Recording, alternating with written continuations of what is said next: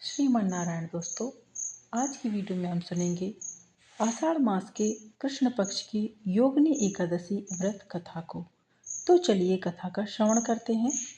योगिनी एकादशी व्रत कथा महाभारत काल की बात है कि एक बार धर्मराज युधिष्ठिर ने भगवान श्री कृष्ण से कहा, हे त्रिलोकीनाथ, मैंने ज्येष्ठ माह के शुक्ल पक्ष की निर्जला एकादशी की कथा सुनी है।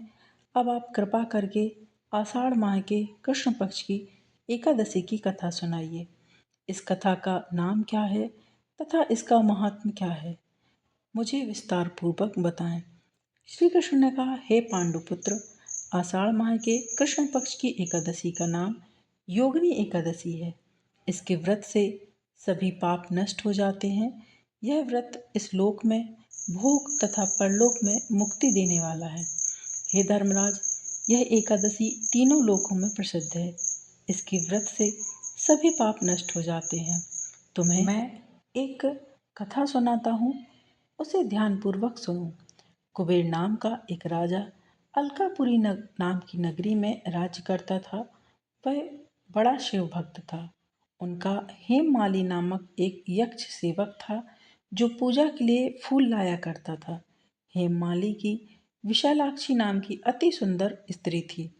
एक दिन वह मानसरोवर से पुष्प लेकर आया, किंतु कामासक्त होने के कारण पुष्पों को रखकर अपनी स्त्री के साथ रमण करने लगा। इस भोगविलास में दोपहर हो गई। हेममाली की राह देखते देखते जब राजा कुबेर को दोपहर हो गई तो उसने क्रोधपूर्वक अपने सेवकों को आज्ञा दी कि तुम लोग जाकर पता लगाओ कि हेममाली अभी तक पुष्प लेकर क्यों नहीं आया। जब सेवकों ने उसका पता लगा लिया तो राजा के पास जाकर बताया कि हे राजन, वह हेममाली अपनी स्त्री के साथ रमण कर रहा है। इस बात को सुनकर राजा कुबेर ने हेममाली को बुलाने की आज्ञा दी। डर से कांपता हुआ हेममाली राजा के सामने उपस्थित हुआ। उसे देखकर कुबेर को अत्यंत क्रोध आया और उसके होंठ फड़फड़ाने लगे।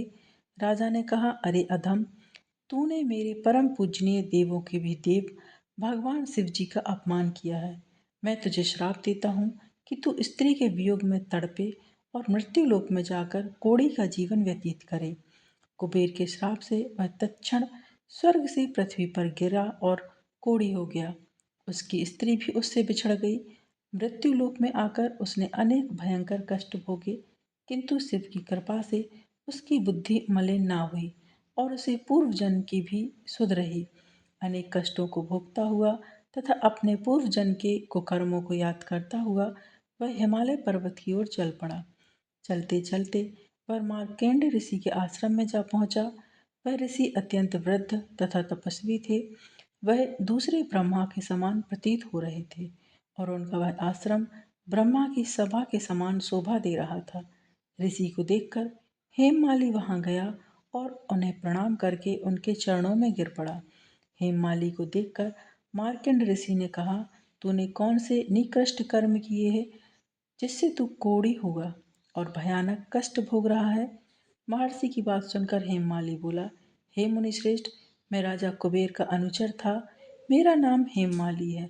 मैं प्रतिदिन मानसरोवर से फूल लाकर शिव पूजा के समय कुबेर को दिया करता था।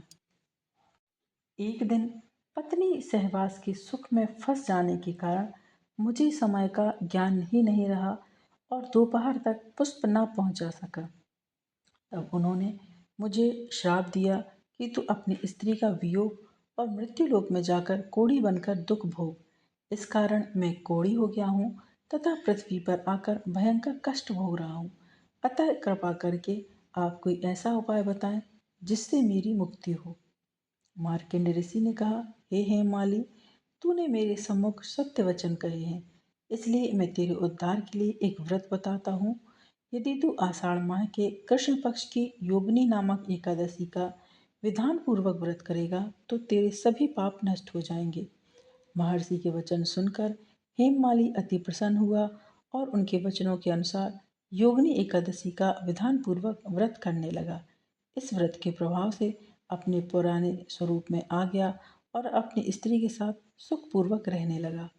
भगवान श्री कृष्ण ने कहा है, हे राजन, इस योगिनी एकादशी की कथा का फल 88,000 ब्राह्मणों को भोजन कराने के बराबर है। इसके व्रत से सभी पाप नष्ट हो जाते हैं और अंत में मोक्ष प्राप्त करके प्राणी स्वर्ग का अधिकारी बन जाता है। तो ये आषाढ़ मास के कृष्ण पक्ष की योगिनी एकादशी व्रत कथा थी।